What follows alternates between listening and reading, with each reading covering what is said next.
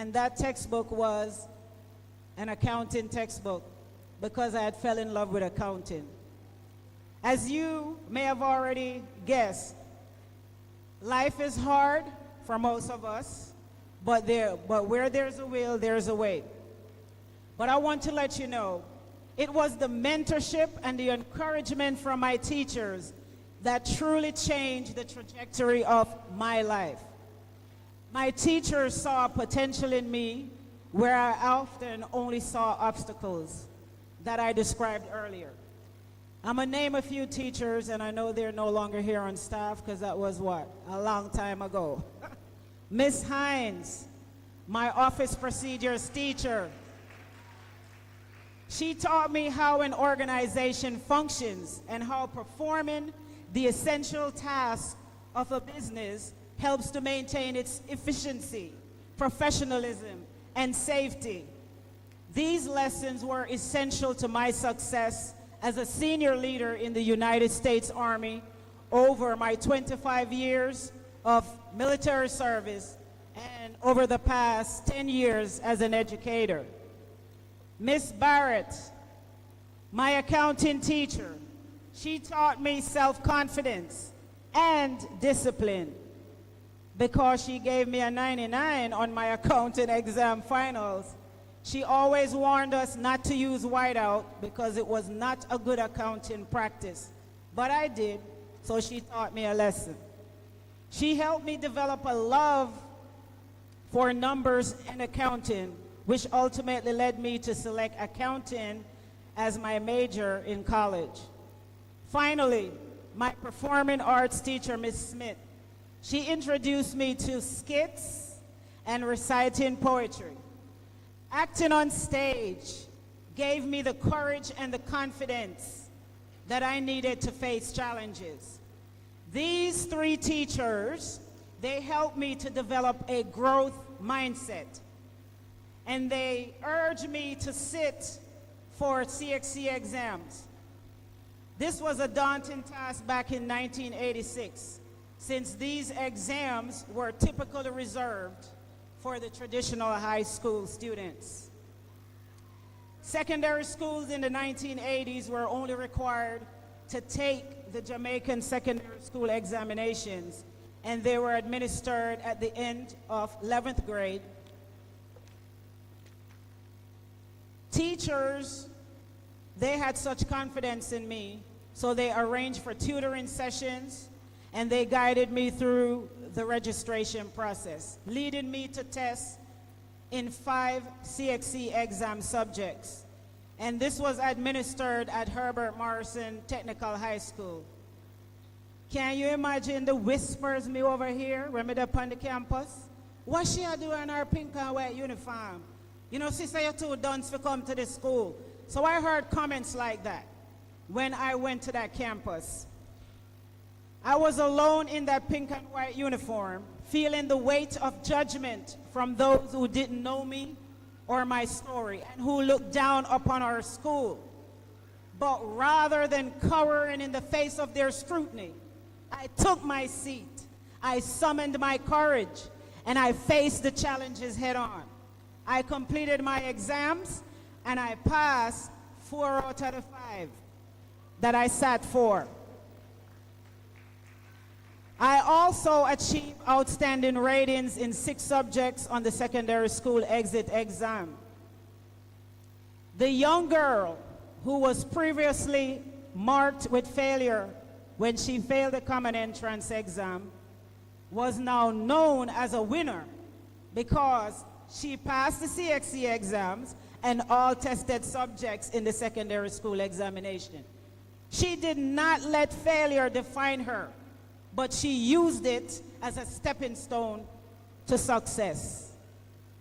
Educators, at times you may feel unappreciated, but it is important to remember the significant impact you have on our students. Your influence will last a lifetime because you are the ones who shape tomorrow's leaders and society. Remember that great teachers foster relationships. They spark curiosity. They create engaging lessons. They also create enthusiasm within their students. And it was this enthusiasm that my students, that my teachers placed in me that ignited my passion for learning. When I graduated high school in 1986, I ended up coming right here at Montego Bay Community College. And some of the same people who looked down upon me when I was taking that test, they were in night school trying to get in. Just wanted to say that. So I migrated to the United States in 1987, but I still had that unwavering commitment to learning. So I enlisted in the United States Army right after coming to America back in 1987. While in the U.S. Army, I learned how to be a leader. I worked as a cohesive team. I solved domestic and foreign problems, to name a few. And while there, I did not forget my purpose for being in the Army, and that was to get an education. So I achieved my bachelor's degree while still serving on active duty, and also a Master's of Business Administration MBA. And I did it in accounting. My pursuit for further education allowed me to rise to the rank of Sergeant Major.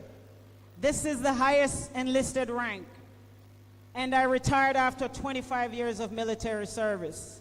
I am not beating or tooting my horn, but I did that in 11 years in the Army, and that is not normal. So I have spent the past 10 years as a high school teacher in Dallas-Fort Worth, Texas. And I teach and mentor students just like you as they prepare for their next adventures. Matter of fact, we just graduated a class of 195 back on May 25th. Graduates, as you embark on your journeys, remember that you have walked a path similar to mine. But your school has been improved to such a level that you have exceeded what I could have done back in 1986. So your time at St. James High has equipped you with the lessons you need to face the challenges ahead. Now is the time to be bold, to be courageous, and to strive for your best in all that you do. Here are 5 reminders to use along your next journey. Number 1, remember, embrace learning. Education does not stop at high school. It is just the beginning.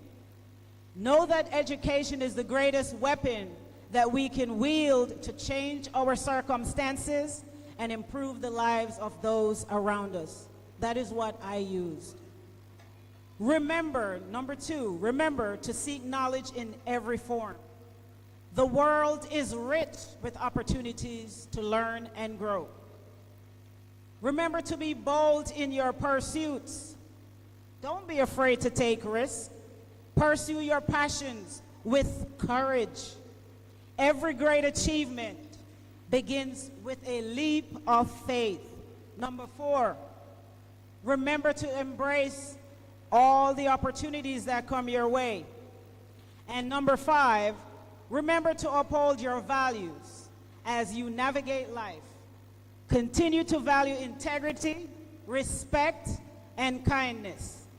Finally, as you step out into the world and begin the next chapters of your lives, I encourage you to take the lessons learned within the walls of St. James High and apply them with tenacity and purpose. Live boldly. Be courageous in the face of adversity, and always strive to be your best. Treat others with dignity, and remember that you can make a positive impact on those around you. Together, you have the power to create a better world where everyone is valued and treated with dignity. All 183 of you, you can do this. Congratulations, class of 2025. Go out and make your mark on the world. Thank you.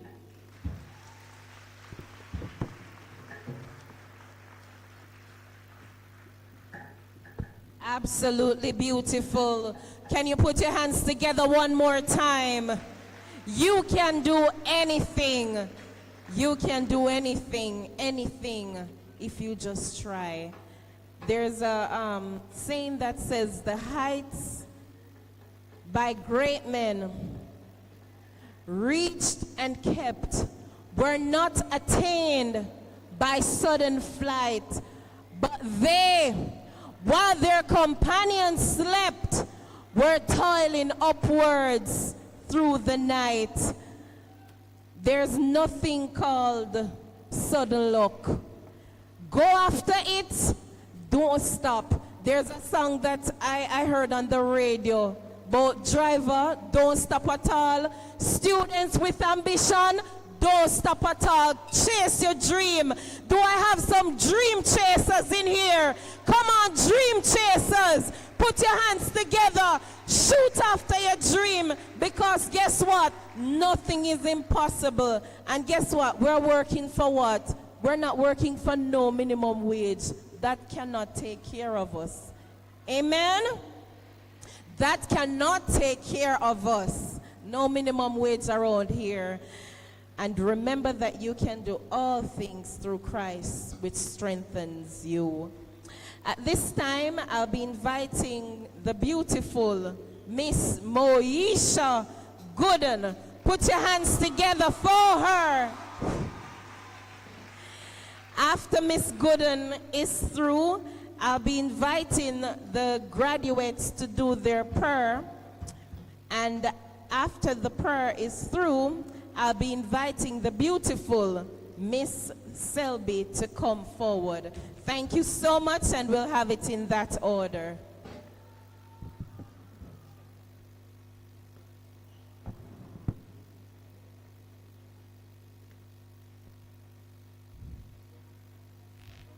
Principal, vice principals, teachers, parents, students, and distinguished guests, a pleasant afternoon to you all. Let us embark on a nostalgic journey down memory lane together. Please bear with me as I may not walk swiftly. In 2020, when many of us discovered the secondary school we'll be shackled to for the next 5 years, our reaction varied wildly.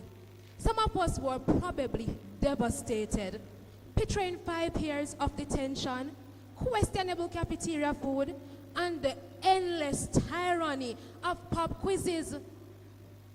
Others, the overachievers, were practically doing backflips, already planning their takeover of the student council. For me, it was a cocktail of emotions, a dash of terror, a pinch of excitement, and a whole heap of what have I gotten myself into.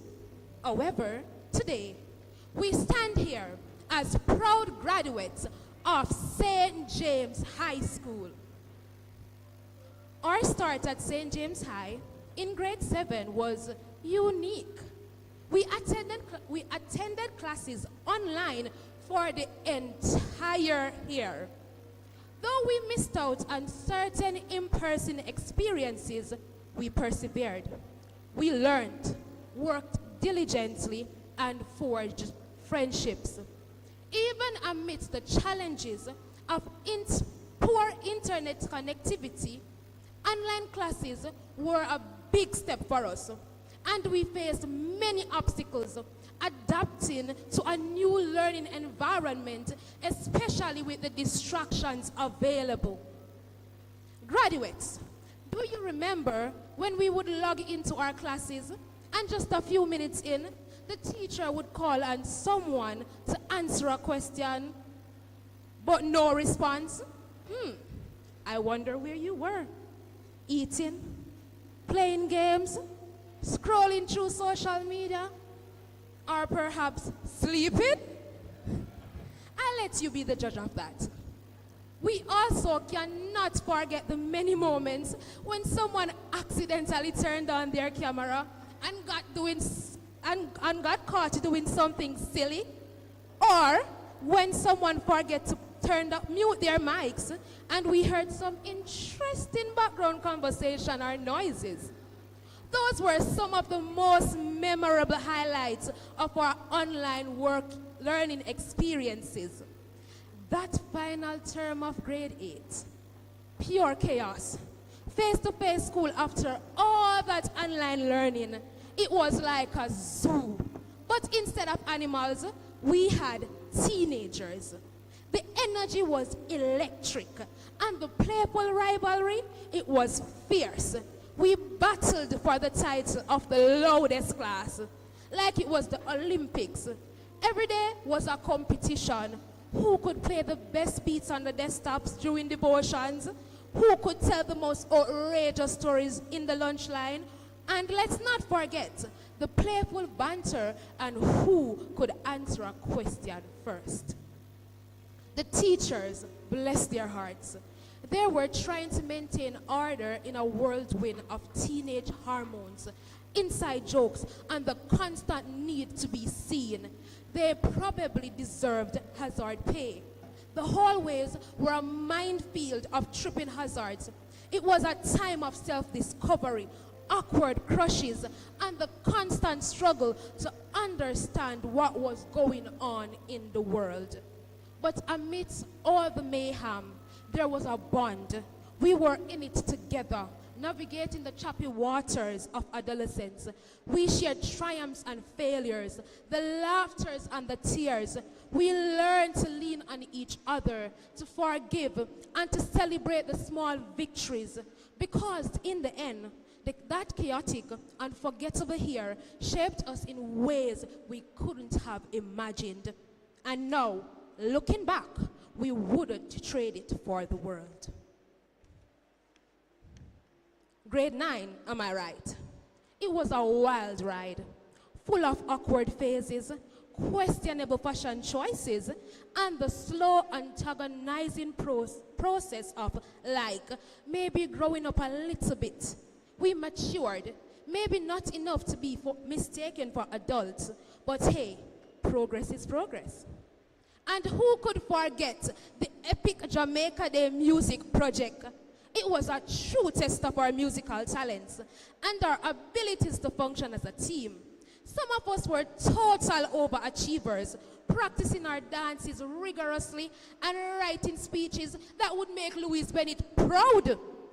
Others, let's just say their preparation was a little less intense. But hey, we all gave it our best. The biggest lesson we learned, group work is all about teamwork, not one person carrying the entire weight of the project, while the rest of us, well, let's just say we were offering moral support. We quickly discovered that a successful project needed everyone to pitch in, even if it meant convincing someone to learn their part. Let's be honest.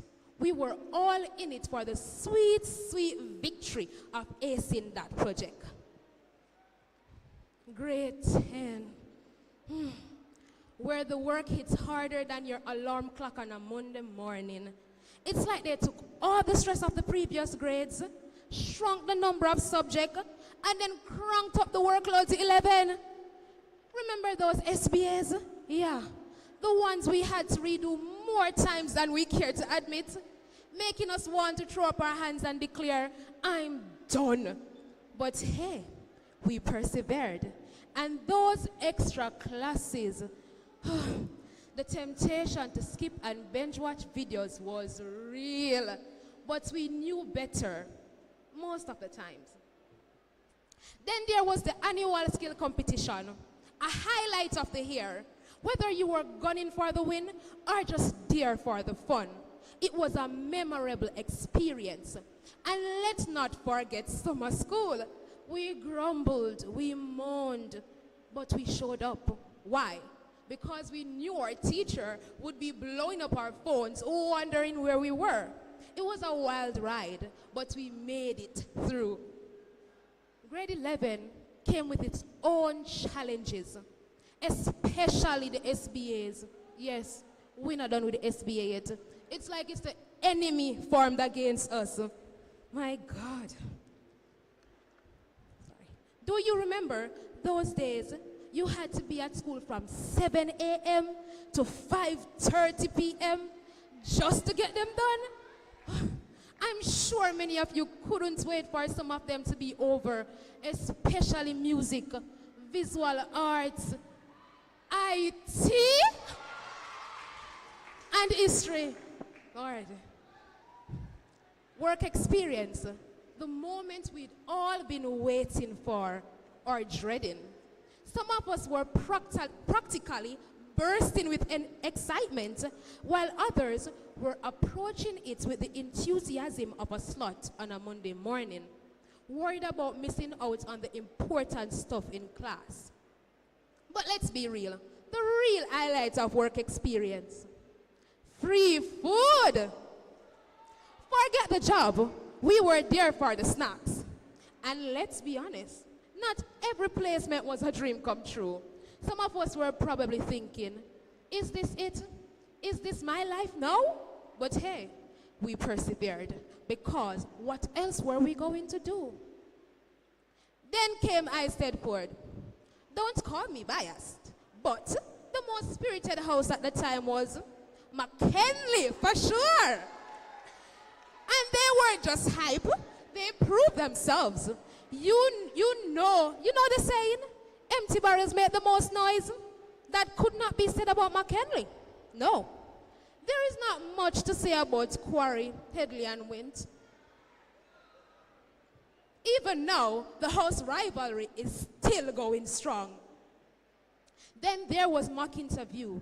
Suddenly, we were all fashion icons, pulling out our best outfits, slicking back our hair, and pretending we knew what professional meant. We were determined to look the part, even if we were faking it till we made it. Do you remember the 2020-25 maths treasure hunt? We can all agree that the best part was running from one point to the next, trying to guess the next clue. Some of us ended up in the wrong place, not once, but twice. But we can laugh about it now. And how could we forget our 2020-25 camp, organized by a teacher many would describe as stern, but whose care and dedication cannot be denied. We benefited immensely from that camp. What part did you enjoy the most? The classes, breakfast, lunch, dinner, or finally lying down to sleep? I won't tell you my favorite part. But we do remember how hard it was for many of us to wake up in the mornings, me included. We also cannot forget the devotions we had each morning at camp, because truthfully, we cannot do anything without God. And when it came time to eat, many of us went back for second, third, and even fourth servings. Let's also thank the teachers who gave up their comfort to stay with us during those late night classes that lasted until midnight. Let's be honest, we all thought maths was the enemy. Every time a math class rolled around, which was very frequent compared to other classes, it was like a collective groan echoed through the hallways. Maths again? We'd moan as if we were being forced to walk the plank. We probably all secretly wished we could replace those maths lessons with extra snack breaks or maybe a nap. But in the grand scheme of things, and with the benefit of hindsight, it was all worth it. Who knew all these equations and theorems would actually come in handy? Certainly not us at the time. Remember when the graduation list was to be announced? Total chaos, right? We were all checking our grades, suddenly remembering every late assignment, every skipped class, every time we maybe, possibly, accidentally got into an argument or fight. It was like a pop quiz on our entire academic career. And the stakes were graduation. I swear, some of us were having full-blown existential crisis, wondering if we'd accidentally offended a teacher in the past and ruined our chances. The anticipation was killing us. We were basically graduation obsessed, but hey, at least the drama made it memorable, right? Let's not forget Monday morning devotions. We all knew how they began. God is good all the time, and of course, delivered, of course, by none other than